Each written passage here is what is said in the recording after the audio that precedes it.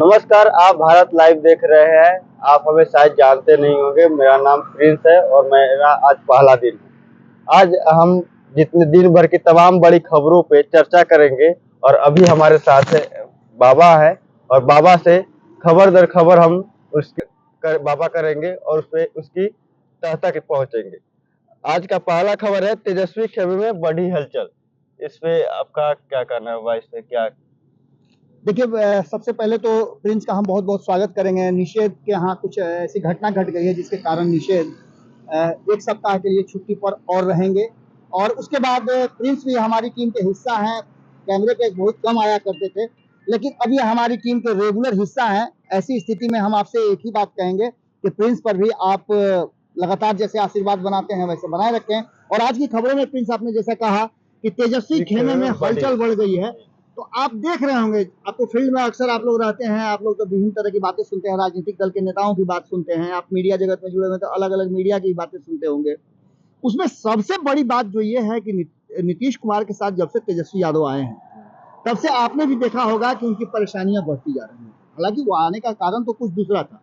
आने का कारण था कि तेजस्वी यादव मुख्यमंत्री बनेंगे, इसको लेकर के महागठबंधन के सारे साथी दल उनके साथ हो लिए। लेकिन अब जो स्थिति नजर आ रही है उसमें नीतीश कुमार ने उनको 2025 तक के लिए बुक कर दिया है।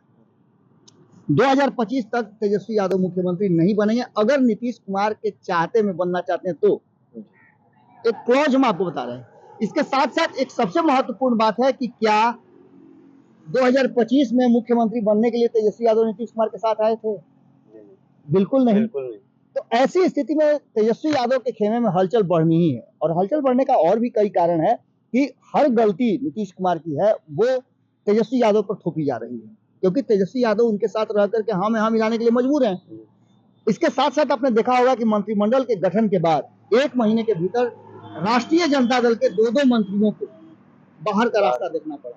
ये सारी चीजें बता रही है कि कहीं ना कहीं एक बार फिर से राष्ट्रीय जनता दल में हलचल है। और हलचल का एक दूसरा कारण भी है। एक तो कारण यह है कि उन्हें 2025 तक के लिए बुक किया गया।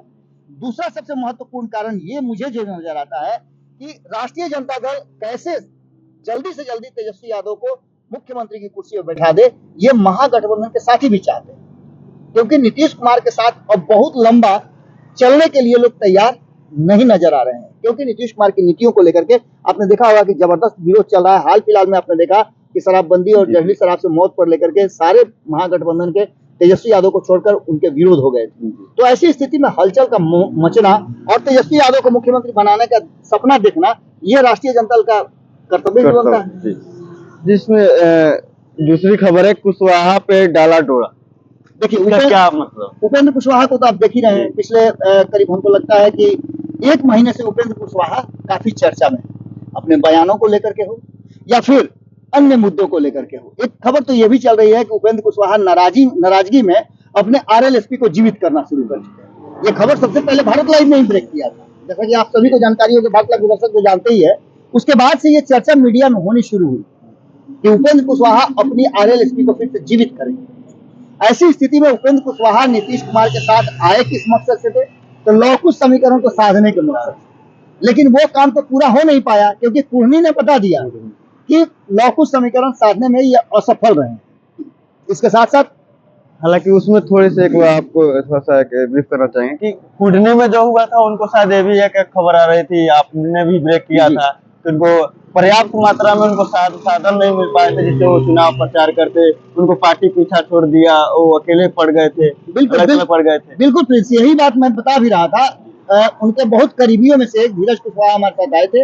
उन्होंने भी बहुत बड़े शब्दों में तो नहीं कहा, लेकिन छोटे शब्दों में उन्होंने जरूर कहा कि जिस तरह से उपेंद्र कुशवाहा जी को मान सम्मान के साथ वहां लॉन्च करना चाहिए था, जितनी छूट उनको देनी चाहिए थी उतनी नहीं दी गई थी। यही कारण है कि हम बार बार ये कह रहे हैं कि कुर्मी हारने के लिए नीतीश कुमार ने वो सीट आरजेडी से छीना था।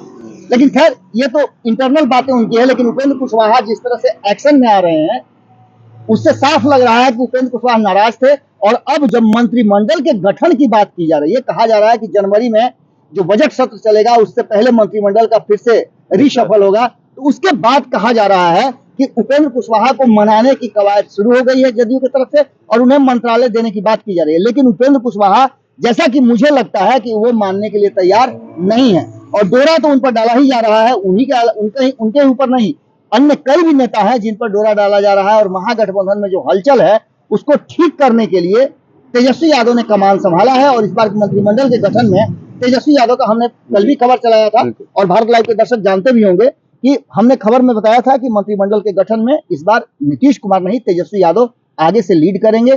कोशिश किया जाएगा कि 2024 के चुनाव से पहले दिखाया जाए कि नीतीश कुमार तेजस्वी यादव के बीच में सब कुछ ठीक ठाक है और उपेंद्र कुशवाहा को मनाने की कवायद इसी के तरफ। ये तो इसमें क्या कयास लगाया सकता है, उपेंद्र कुशवाहा को बड़ी मंत्रालय मिल सकती हो या देखिए बड़ी देने के लिए तो तैयारी हो रही है, लेकिन उपेंद्र कुशवाहा नहीं एक्सेप्ट करेंगे ये मैं बता रहा हूं। इसलिए बता रहा हूं कि उपेंद्र कुशवाहा से मेरी कई राउंड की बातचीत हुई है। उन्होंने स्पष्ट कहा है कि उनको ये सब पद नहीं चाहिए, उनको बिहार चाहिए और बिहार में क्या कुछ हो रहा है, बिहार के विकास के लिए क्या होना चाहिए, वो उनका सबसे बड़ा मोटो है। यही कारण है कि वो अपनी पार्टी का विलय करके जदयू में आए हैं। अगर ऐसा नहीं होता है तो आप समझ सकते हैं कि उपेंद्र कुशवाहा क्या करेंगे। पॉलिटिकल व्यक्ति है, मतलब पूरे रालोसपा बनाने फिर से खड़ा करने के मूड में है। जी हाँ, तैयारी तो चल रही है। अब इसमें उपेंद्र कुशवाहा की कितनी भूमिका है ये तो मैं नहीं अभी बता सकता हूँ, कारण कि बहुत सारी चीजें जब तक फ्लोर पे नहीं आती हैं कहना भी अनुचित होगा। लेकिन सुगबुगाहट तेज है, लोगों को जुटाया जा रहा है। आरएलएसपी के पुराने लोगों को फोन करके उनका फोन नंबर ले करके गुट जो है बनाने की कोशिश की जा रही है। जहां तक मेरी जानकारी है, संपादक नमन मिश्रा जी ने बताया भी था कि इसके लिए आगे प्रोसीड किया जा चुका है, यानी कि चुनाव आयोग को फिर से लिखा जा चुका है। जो आरएलएसपी समाप्त तब तक नहीं हो पाई थी उसके लिए हुआ है कि वो फिर से आरएलएसपी को जीवित करना चाहते हैं। अब इन सारी बातों को हो सकता है कि जनवरी के बाद देखा जाए। और तीसरी सबसे बड़ी खबर है कि मांझी अब नहीं रुकेंगे। देखिए क्या जीतन राम मांझी को देख करके आपको लगता है कि जीतन राम मांझी संतुष्ट हैं? नहीं लगता होगा, क्योंकि जीतन राम मांझी महागठबंधन के भीतर हो रही सारी हलचल को कहीं ना कहीं उसके जिम्मेवार भी हैं। शराबबंदी को लेकर के जहां नीतीश कुमार और तेजस्वी यादव एक साथ खड़े हैं, वहीं जीतन राम मांझी ने विद्रोह किया है। जीतन राम मांझी का कहना है कि कुर्नी चुनाव हारने का सबसे बड़ा कारण शराबबंदी रहा है, क्योंकि वहां जो दलित समाज के लोग हैं वो इस व्यवसाय से, ताड़ी उड़ी के व्यवसाय से जुड़े हुए थे, उनकी जीविका उसी से चलती थी। लेकिन उसको पूरी तरह से नीतीश कुमार ने बैन लगा दिया। अब ऐसी स्थिति में नीतीश कुमार कुर्मी में हारे तो सबका कान खड़ा हो गया, क्योंकि ये आए किस मकसद से थे? 2024 में भारतीय जनता पार्टी और नरेंद्र मोदी को सत्ता से बेदखल कर ले, 2025 में पूरी तरह से भारतीय जनता पार्टी को समाप्त करके तेजस्वी यादव को मुख्यमंत्री बनाने के लिए। लेकिन ये सपना उनका पूरा नहीं हो पा रहा है और शराबबंदी उसमें बड़ा अड़चन आ रही है। इसी बीच में जहरीली शराब से लोग मर भी रहे हैं।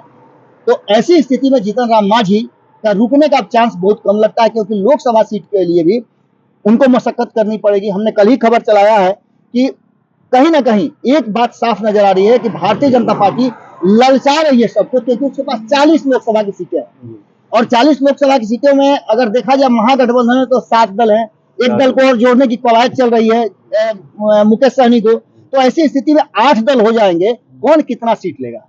संभावना लग रही है कि सीटों के मारामारी में उस समय भी महागठबंधन टूटेगा। तो उससे पहले ही जीतन राम मांझी अगर अपना रास्ता बदल ले तो कोई बड़ी बात नहीं है।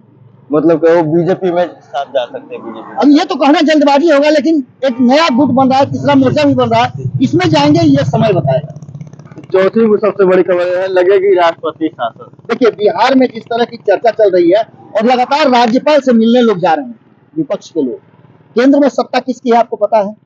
इस बीच में नीतीश कुमार लगातार गृह मंत्रालय से अपनी कन्नी कटा रहे हैं, अमित शाह से मिलने से वो इनकार करते रह रहे हैं। आपको पता ही होगा कि गृह मंत्रालय की एक बड़ी बैठक हुई थी, कई राज्यों के गृह मंत्री, पूर्वोत्तर क्षेत्र के गृह मंत्रियों को बुलाया गया था, उसमें नीतीश कुमार नहीं गए, तेजस्वी यादव को इन्होंने भेजा। तो सीधी सी बात है। और बिहार में लॉ एंड ऑर्डर की जो स्थिति है, हालांकि आरएस भट्टी को लाया गया आपको पता ही है, और इस पर यह बड़ी खबर करने जा रहे हैं कि आरएस भट्टी को किसने लाया, कौन लाया, क्या उसके पीछे का मकसद है, ये सारी चीजें हम बताएंगे खुल करके। लेकिन इन सारी बातों में एक बात तो तय नजर आ रही है कि जिस तरह से भारतीय जनता पार्टी ने बिहार की विधि व्यवस्था को लेकर के सवाल खड़े किए हैं, राज्यपाल के पास ज्ञापन दिया है, उसके बाद चिराग पासवान दिल्ली सदन से लेकर के सड़क तक संघर्ष किए और आकर के राज्यपाल से मिल करके कहा कि बिहार में ऐसी स्थिति बन गई है कि राष्ट्रपति शासन लगाना जरूरी है, वरना बिहार के लोग ऐसे ही मरते जाएंगे। और बिहार के मुखिया जो है उनके भाषा पर भी ध्यान अगर दिया जाए तो वो लोगों को मरने पर खुशी जाहिर कर रहे हैं। इन सारी बातों को लेकर के चिराग पासवान ने जिस तरह से राज्यपाल से मुलाकात की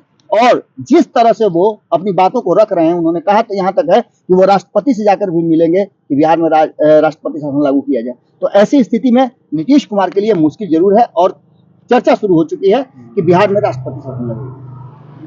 राष्ट्रपति शासन अगर लगती है वह मतलब उसमें तो एक ये भी सामने बात है। आपने देखा इन तमाम सारी खबरों को आने वाले समय में बिहार के लिए एक चर्चा का विषय बनेगी। आप ऐसे ही सुबह सवेरा देखते रहिए। मैं प्रिंस और मेरे साथ बाबा। अगर ये वीडियो पसंद आई और वह बिहार के राजनीति और बिहारियत से सरोकार रखेनी तो सब्सक्राइब बटन दबा के चैनल के सब्सक्राइब कर ली। ओजे एगो घंटी बा, ओकरा बटन दबा देला से कुल सटीक और मारक खबर रुआ मुफ्त में मिल जाई। अगर रुआ पत्रकारिता के हमनी के नया प्रयोग में सहयोग कर चाहतानी तो ज्वाइन बटन दबा दी। पेटीएम नंबर नोट कर ली 938681